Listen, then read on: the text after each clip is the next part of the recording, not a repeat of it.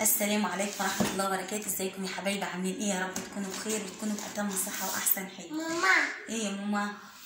اذكروا الله لا إله إلا الله. صلوا على النبي حبايبي في الكومنتات، عليه أفضل الصلاة والسلام.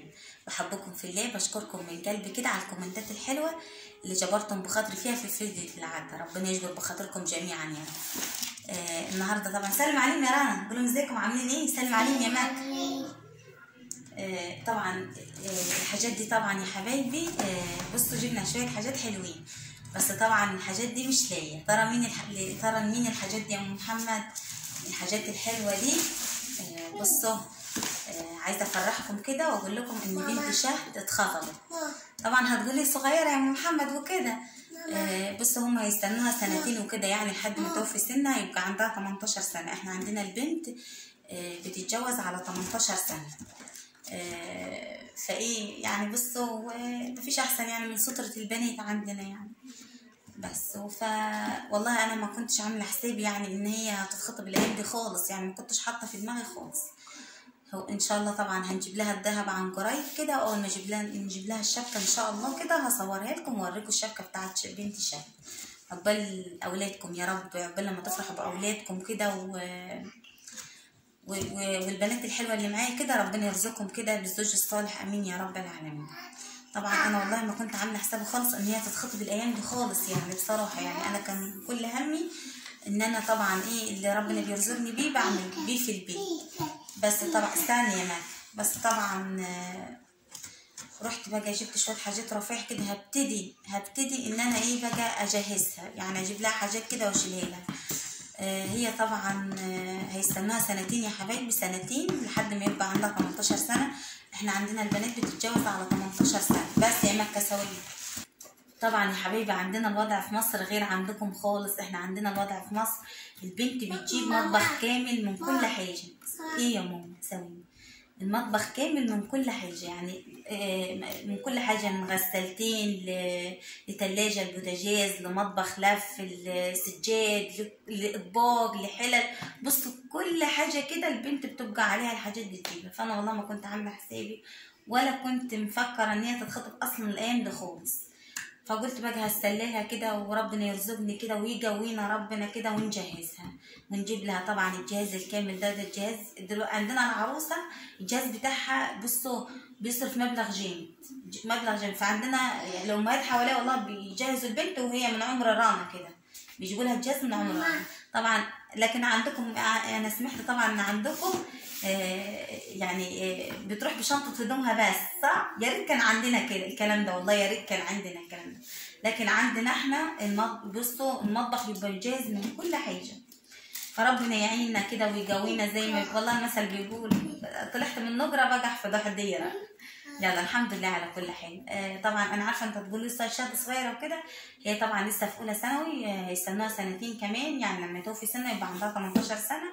وبعدين ايه عندنا البنت زي ما قلت لكم بتكتب على 18 سنه بس. وربنا يفرحكم يا رب بولادكم كده. جبت لها كده شويه حاجات بسيطه. هبتدي بقى ان انا ايه خلاص بقى اللي ربنا يرزقني بيه هجيب طبعا لشهد واشيلها بقى عشان خاطر زي ما انتوا عارفين انا مش جايبه لها اي حاجه والله. بصوا كده يا حبايبي ده طقم فناجيل ثواني يا معي بالاطباق بتاعها. طبعا ايه شويه رفايف كده وانا حبيت اوريهم لكم، لا عشان ايه ثواني يا معي ان شاء الله كل ما اجيب لها حاجه كده باذن الله هفرجيها. خدي يا رحمه حطها جنب. بصوا زي ما قلت لكم البنت كل حاجه بتجيبها، كل حاجه بتبقى عليها. وكمان بتجيب غسالتين، واحده اوتوماتيك واحده عاديه. ثواني يعني بصوا دي كوبايات يا حبايبي، طقم كوبايات بس ألمونيوم بيتباع بكرتون، طقم 3. جايبه لها برضو طقم تاني كوبايات برضو سهل. خدي يا ماما حطيها هنا، ما تزعجيش يا ماما ما تزعجيش عشان انا مش بسجل. بصوا يا حبايبي ده طبعا ايه صواني كيكه. ثواني بس مطيوله 3 برضو ببعضين. والله ربنا اللي يعلم الطقم من ده بس كده عامل مبلغ لوحده. انا حطيه وراه بالراحه، حطيه وراه.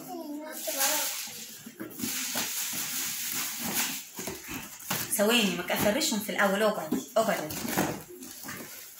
برضو ده يا حبايبي صواني بسبوسه. بصوا، والخامه بتاعته تقيله، 3 صواني في بعض اهو.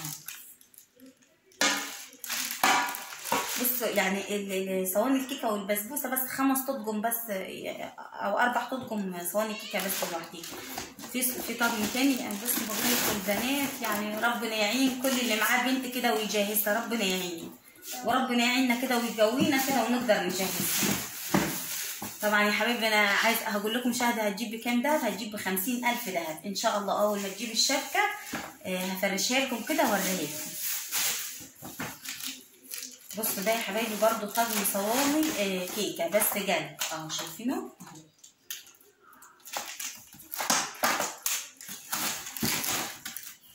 خدي يا رنا حطي عينك. اصبري يا مكة،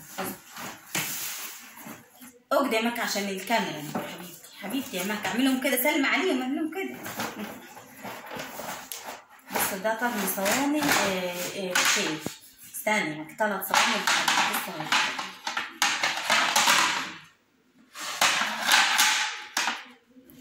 جايبه لها برضو طقم تاني مدور. والله ربنا اللي يعلم، كل طقم من دوا كده عامل مبلغ. بس طبعا هبتدي يعني كل ما ربنا يرزقني كده واجهزها واجيب لها كده، وربنا يقوينا يا رب، ربنا يقوينا كده ونجيب لها الحاجات دي كلها. ده طقم تاني صواني برضو شيء. ثواني يا مكة، ثواني 3 برضو ببعضيهم يا مكة، ثواني اصبر. خدي حطيهم، روح حطيه ورا. بصوا اخر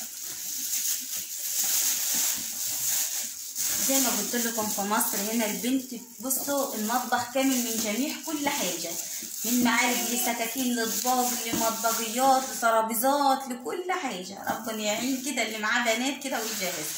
طبعا شهد اول واحده عندي وربنا يعيننا كده ويقويها. بصوا يا حبايبي ده طقم كيكه تاني اهو. بصوا كام صينيه؟ ادي صينيه 2 3 4 5 صواني. طقم على بعضها. بقول لكم والله الطقم من ده عامل ايه. بصوا دي هو كده كل صواني الكيكه انا جبتها لها. بس والخامه ما اقولكوش. بصوا الخامه تقيله، يعني انا لما بجيب بنجي خامه تقيله ونضيفه. استنى، دول كان شويه حاجات كده جبتهم لها كده، وكل مدى كده هجيب لها حاجه. خلاص مش هقدر اعمل اي حاجه تانية في البيت. طبعا انا عارفه اغلب التعليقات هتقول لي شهد صغيره يا ام محمد استعجلت عليها ليه؟ بس طبعا سترة البنات بالدنيا كلها. وبصوا يعني ناس كويسه وناس محترمه، ويعني مش هلاقي احسن منهم. بصوا يعني الحمد لله يعني، وهتبقى جنبية مش بعيده عليا، يعني هتبقى جنبية بس. وربنا كده يفرحكم بولادكم يا رب، وكل اللي نفسه في حاجه كده ربنا يحققه له. والبنات الحلوه اللي معايا ربنا يرزقهم يا رب بالزوج الصالح، امين يا رب العالمين. طبعا قبل ما انسى كنت هنسى حبيبي حذيفه، طفل من عمر ولادي. والله كنت هنسى يا حذيفه، وافتكرت فخر الفدي يا حبيبي. ربنا يشفيك يا رب ويخليك لماما وبابا كده، ويحفظك لماما وبابا. كنت هنسى والله، معلش انا لما حد بيقول لي يا ام محمد اذكريني بنسى والله العظيم. فانا افتكرتك يا حذيفه. عامل ايه يا حبيبي؟ بسلم على ربنا يحفظك يا رب لماما وبابا يا حبيبي. بس كده يا حبيبي. طبعا يا حبيبي زي ما قلت لكم كده، كل مدى ان شاء الله هجيب لها حاجه. ماما هي ماما كل مدى هجيب لها حاجه كده لحد بقى ايه